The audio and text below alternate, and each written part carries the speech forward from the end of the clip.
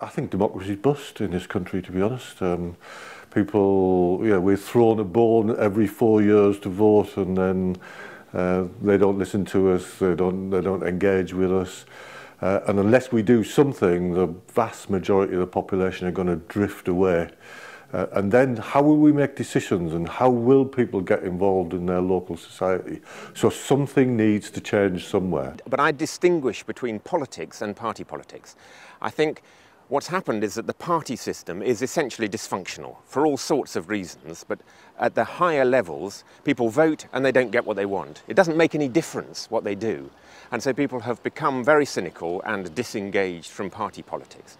That's not the same thing as wanting to discuss and get involved in the decisions that make up your lives. The previous council had been really seriously dysfunctional, to be honest, and they were starting to play this austerity game, and they were cutting and proposing to cut some quite important services. And there were several large public meetings about pressing issues in town that attracted hundreds of people, and the town council was seen to be uninterested in addressing those issues. What makes Frome special is the people of Frome have always made things happen for themselves. So there's an incredible kind of community spirit, incredible voluntary sector, and that means we have a very rich culture despite being a small market town. Why do you need politics? Why do you need political parties at a local level? Why can't we just elect people for what they bring to the town and their experience and their contribution and their energy? So I came to this actually from a green perspective, if you like. I'd tried to get various environmental and green things going in Frome, and I went to the town council in that capacity, asked them what their policy was, and was told that they had a park. And I thought, surely there's more to life than a park. And so I left that meeting very dissatisfied, met with other people dissatisfied for other reasons, and then that led to us thinking we could up this game a bit.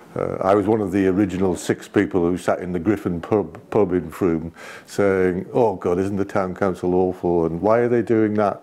And actually the 6 of us, one night somebody said, well, why don't we stand? And actually we did. The first meeting I went to was on a cold February night upstairs in the Corner House pub. I went along to find out what was going on. I'd seen it advertised in the local paper. We thought maybe 20 or 30 people might turn up. In fact, the room was packed. There were 80 or more people. So there are 17 seats in Frome, and we wanted to cover every one with a candidate. We only had about half a dozen of us at that time who'd expressed a serious interest in taking part. We needed to get more support. We needed to throw it out wider. And by the end of the evening, I found myself kind of tentatively putting my hand up to put my name forward as a councillor. I felt very nervous about it, and I hadn't thought of being a councillor before, but it was a very inspiring meeting. And immediately there were more candidates than places. So we then had to go into a selection process to try and work out, who should actually stand.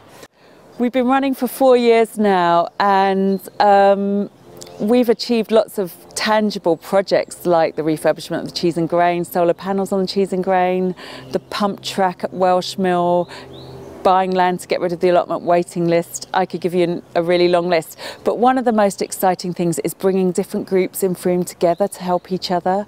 So you might have some quite edgy alternative group.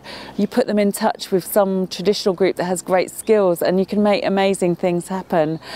So we're filming outside the cheese and grain because this is one of the things which epitomises what we've done. It's about taking a bit of risk, it's about being upfront, and it's about working outside of an ideology. This is a great time to borrow money. Borrowing money is really cheap. So as a town council, we've borrowed money, we've turned an annual subsidy into a long-term loan. So actually we're paying less money than we were as a town, and we spent £500,000 turning this into a wonderful building instead of the sort of place that it was. So it's now a viable business, and financially it all makes sense. Unlike previous councillors, we've not tried to run the town ourselves. We've simply looked out and seen various groups. There's a large number of voluntary groups and other organisations who do lots of really good work in specific areas, and what we wanted to do was to bring them in, to encourage them to do their thing, to help them where they needed it.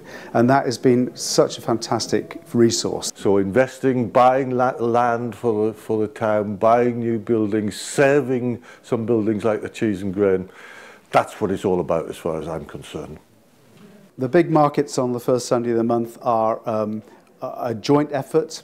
The Town Council was instrumental in making those happen, as were other organisations. It's been hugely successful, and I think it's something that probably one of our, the proudest achievements over the last few years. Well, the numbers have been steadily growing. I think our estimate figures for last Christmas were about 10 to 12,000 people, but I should imagine we have exceeded that. And we're now working with a number of other towns around here so that they can they can take the best things of this model. We're not saying it's perfect, but there's some good things we've done in Frome. Okay. We have changed the staffing arrangements quite a lot, and what we've done is we've employed some exciting people and we've given them really good tasks, and they've blossomed as a result of that. And actually some people have come and worked for this town council for less money because of the reputation, because they know it would be an interesting place to work. There's always talk about, they should do this and they should do that, meaning like some council or other. I mean, really, it's got to be we do this and we do that. Independence for Frome works as a group of individuals who cover a whole range of beliefs, but what we have in common is a desire to do good for Frome. We don't share any particular ideology that might interfere with that. All we want to do is to put Frome first.